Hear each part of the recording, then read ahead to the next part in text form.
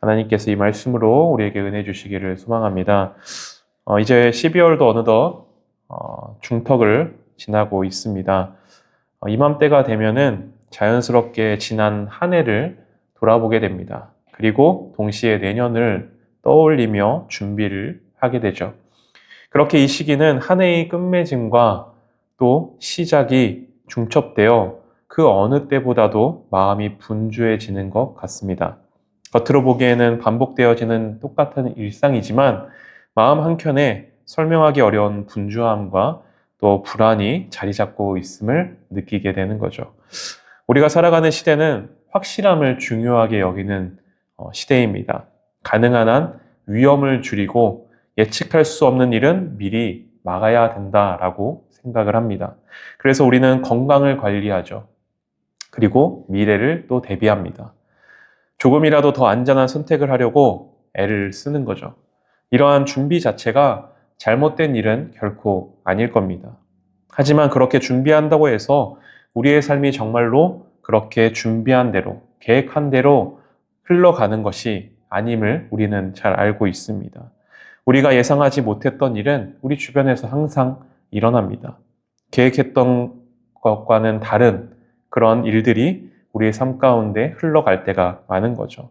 아무리 애를 써도 그렇게 불안이 아예 우리의 삶 가운데, 마음 가운데 없어지기란 좀처럼 쉽지 않은 일입니다. 문제는 우리가 신앙생활을 함에 있어서도 이 같은 태도를 그대로 가져올 때가 있습니다. 우리는 믿음을 두려움이 전혀 없는, 불안함이 전혀 없는 그런 상태로 오해할 때가 있습니다. 그래서 흔들리지 않고 의심하지 않고 언제나 담담하고 단단한 마음의 상태를 좋은 믿음이라 여기곤 하는 거죠. 하지만 여러분 정말 그럴까요? 성경 속에 나오는 많은 인물들의 마음 가운데, 믿음의 사람들 마음 가운데 과연 불안함이 없고 두려움이 정말로 없었던 것일까요? 오늘 본문에 보면 한 평범한 여인이 등장을 합니다. 그녀는 나사렛이란 작은 동네에 살고 있는 마리아였습니다. 여러분, 마리아를 우리가 떠올릴 때 종종 성화 속에 나오는 그런 모습을 떠올리곤 합니다. 뒤에 후광이 거룩하게 비치고 있고 두 손을 모은 채 누구보다도 인자한 미소를 띠고 있는 그러한 마리아의 모습을 떠올리곤 하는 거죠. 하지만 마리아는 우리가 흔히 떠올리는 그러한 신화적인 인물이 결코 아니었습니다. 당시 그녀는 역사의 중심에 서 있던 사람도 아니었고 특별한 영향력을 끼치는 그러한 대단한 사람이 결코 아니었습니다. 그녀 또한 그냥 그저 변방의 한 작은 마을에서 평범한 일상을 살아가고 있는 여인이었죠. 그러기에 마리아에게도 우리와 마찬가지로 그 나름대로의 평범한 일상 속에서의 계획이 있었을 겁니다. 정원한 요셉과 함께 평범한 가정을 꾸리고 주어진 시간의 흐름 안에서 그렇게 큰 탈 없이 흘러가는 그 삶을, 미래를 바랐을지도 모르겠습니다. 그런데 그 일상에 전혀 예상하지 못했던 그런 한 가지 일이 생기게 된 겁니다. 어느 날 갑자기 천사가 이 여인을 찾아와서 은혜를 받은 자여 주께서 너와 함께 하시며 내가 잉태하여 아들을 낳을 것이다. 그렇게 이야기를 해주었던 거죠. 여러분, 우리는 이 장면을 어떤 장면인지 우리는 이미 잘 알고 있기에 이 순간을 아름답게 바라보고 영광스러운 모습으로 떠올리곤 합니다. 하지만 마리아의 입장에서는 어땠을까요? 아무것도 알지 못한 채 어느 날 갑자기 천사가 찾아와서는 아들을 낳을 것이다. 그렇게 말해준 겁니다. 그녀에게 이 순간은 축복이라기보다는 당혹스러움에 가까웠을 겁니다. 그래서 성경은 마리아의 반응을 그녀가 놀랐다라고 표현하고 있습니다. 여기서 놀랐다라는 말은 잠깐 마음이 어떤 동요가 일어났다는 정도가 아닙니다. 지금 무슨 일이 벌어지고 있는지 도저히 알 수 없는 마음이 크게 흔들렸다는 뜻에 가깝습니다. 천사의 말에 그녀의 마음은 기쁨과 환희보다는 사실 당황과 두려움이었다는 사실을 말해주고 있는 거죠. 왜냐하면 그녀를 향한 천사의 말은 마리아가 기대하며 살아갔던 삶의 방향과는 좀 다른 모습의 그러한 이야기였기 때문입니다. 그동안 그녀가 붙들고 있던 안전한 미래의 그림이 한순간에 흔들릴 수밖에 없는 그런 상황이 되었던 거죠. 마리아에게 임한 이 은혜는 결코 마리아의 삶을 조금 더 편안하게 해주거나 부유하게 해주거나 안정적으로 만들어주는 그런 선물이 아니었습니다. 지금까지 살아왔던 삶과는 전혀 다른 삶을 살아가야 하는 그런 상황이 이 여인의 삶 가운데 펼쳐지게 되었던 거죠. 여러분, 이것은 마치 땅 속에 심겨진 씨앗과도 같습니다. 씨앗이 싹을 틔우기 위해서는 자신이 쓰고 있는 단단한 껍질을 터져야 합니다. 씨앗의 입장에서 생각해 보면 자신의 몸이 갈라지고 또 터지는 그 순간이 얼마나 또 아프고 두려웠겠습니까? 자신의 형체가 사라지는 것 같은 그런 공포일 겁니다. 하지만 그 껍질이 깨지고 터져야만 비로소 뿌리가 내리고 꽃을 피우는 새로운 생명이 시작될 수 있는 거죠. 여러분, 이렇게 하나님의 은혜와 역사는 오히려 우리의 평안을 흔들어 놓기도 합니다. 그저 우리에게 평안을 주시고 부유하게 하시고 안정적으로 살게 하시는 것이 아니라 오히려 우리의 삶을 두려움 가운데로, 불안함 가운데로 우리의 삶을 이끌 때가 있다라는 사실인 거죠. 이런 상황에 마리아가 천사에게 이렇게 묻습니다. 나는 남자를 알지 못하는데 어떻게 이런 일이 일어날 수 있겠습니까?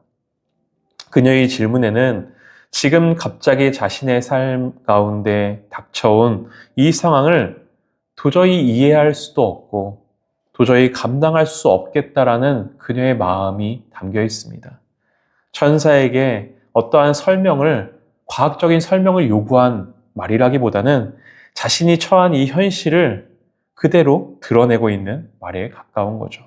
왜냐하면 당시의 상황을 생각해 보면 약혼한 여인이 아이를 갖는다는 것은 말도 안 되는 상황이었기 때문인 겁니다. 약혼한 남자와의 관계가 이제는 깨어질 수도 있을 뿐만 아니라 자신이 살고 있는 공동체에서 이제 배제되어서 왕따 당하고 살 수밖에 없는 그런 상황이었던 거죠. 때문에 마리아에게 이 일은 앞날이 불투명해지고 또 오히려 더 어려울 수밖에 없는 그런 사건이 되었던 겁니다. 때문에 그녀의 질문은 이렇게 바꿔서 해석할 수 있습니다. 이 일이 정말 내게 일어난다면 이제 내 삶은 어떻게 되는 겁니까? 제가 지금까지 붙들고 살아왔던 그 모든 것이 이제 다 무너지면 어떻게 됩니까? 라고 질문한 겁니다. 그런 마리아에게 천사는 이렇게 대답합니다. 성령이 내게 임하시고 지극히 높으신 이의 능력이 너를 덮을 것이다. 하나님의 모든 말씀은 능하지 못하심이 없느니라 라고 말씀합니다. 여러분, 천사의 말은 단호하고 분명했습니다. 하지만 이 말이 마리아가 겪게 될 마리아 앞에 놓인 현실을 그 즉시로 결코 바꿔줄 수 있을 만한 이야기는 아니었던 겁니다. 갑자기 사람들의 시선이 바뀌는 것도 아니었고 앞으로 겪게 될 오해와 그 고통이 없어지는 것도 결코 아니었습니다. 상황은 여전히 위태롭고 마리아는 여전히 알 수 없는 그런 길 위에 서 있던 거죠. 여러분, 이런 상황에 마리아가 천사에게 이렇게 대답합니다. 주의 여종이오니 말씀대로 내게 이루어지기를 원합니다. 라고 이야기합니다. 여러분, 이 고백을 우리는 종종 불안함을 이겨낸, 두려움을 이겨낸 승리의 고백처럼 여기곤 하지만 사실 여전히 그녀는 두려웠을 겁니다. 여전히 무섭고 여전히 도대체 이제 내가 어떻게 살아가야 하는 건지 막막함 가운데 있었을 겁니다. 하지만 그녀는 그 두려움을 껴안습니다. 그리고 그 두려움을 안고 하나님께 내 삶을 그럼에도 내가 맡겨보겠습니다. 라고 고백하였던 거죠. 그렇습니다. 믿음은 두려움이 없는 상태가 아닙니다. 믿음은 두려움과 함께 그 두려움을 껴안고서도 내가 주님과 함께하는 그 길을 선택하는 것, 그것이 바로 믿음인 겁니다. 마리아는 자신의 두려움을 부인하지 않았고 그 떨림을 인정하고 그 떨림을 아는 채 그럼에도 불구하고 하나님께서 인도하신, 하나님께서 뜻하신 그 길을 걷겠다. 그렇게 고백하며 나아갔던 거죠.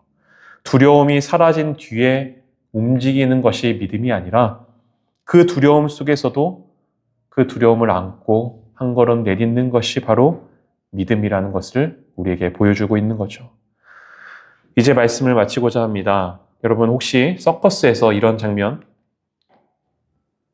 본 적 있나요? 높은 곳에서 그네를 타던 고개사가 자신이 붙들고 있던 줄을 놓고 맞은편에 있는 그 사람을 향해, 동료를 향해 몸을 내던지는 장면입니다. 보는 사람의 손이 정말로 꼭 쥐어질 만큼 그런 아찔한 순간이죠. 영성과 헬리나우에는 한 서커스 고개사, 이런 서커스를 하는 고개사에게 어떻게 그렇게 정확하게 상대방의 손을 잡을 수 있느냐고 그 비결을 물었다고 합니다. 그 고개사는 이렇게 대답했습니다. 저는 상대방을 잡으려고 애쓰지 않습니다. 제가 하는 일은 제가 붙들고 있던 줄을 놓는 것입니다. 공중에서 줄을 놓는 순간은 여전히 무섭고 두렵습니다. 하지만 저는 나를 잡아줄 이 사람을 신뢰하며 무언가 붙잡는 것이 아니라 자신이 붙들려질 수 있도록 손을 펴는 것뿐입니다. 여러분, 믿음이란 바로 이런 겁니다. 어쩌면 우리는 늘 내 삶을 내가 붙들고 있어야 우리는 우리의 삶을 안심하며 살아가야 합니다. 계획이 손에 잡히지 않으면 불안해지고 미래가 보이지 않으면 마음이 흔들리죠. 그래서 신앙 안에서도 어딘가를 꼭 붙잡고 살아가려고 합니다. 하지만 오늘 우리가 만난 마리아의 믿음은 무언가를 더 붙잡는 그런 신앙이 아니었습니다. 그는 여전히 두려웠고 앞날을 알지 못했습니다. 하지만 자신이 쥐고 있는 삶의 주도권을 하나님 앞에 놓는 겁니다. 손을 놓고 주님의 뜻 가운데로 하나님의 말씀이 내게 이루어지이다 라고 하면서 손을 펴고 나를 받아줄 주님에게로 향하여 갔던 거죠. 이 고백은 모든 것이 분명해졌다라는 말이 아니라 이제는 내 힘으로 버티지 않겠다는 선택이 되는 겁니다. 붙들고 있던 것을 놓고 하나님께 자신을 맡겨보겠다는 고백인 거죠. 우리가 이제 한 해를 마무리하고 또 새해를 바라보는 이 시간, 우리의 삶 가운데 두려움이 없어서가 아니라 두려움 가운데 우리는 늘 있지만, 불안함 가운데 늘 살아가지만 우리를 붙들어 주실, 그리고 이미 붙들고 계시는 주님의 손길을 우리가 신뢰하면서 또 각자의 자리에서 한 걸음씩 내딛어가는 우리의 삶 되기를 간절히 소망합니다. 함께 찬양하도록 하겠습니다.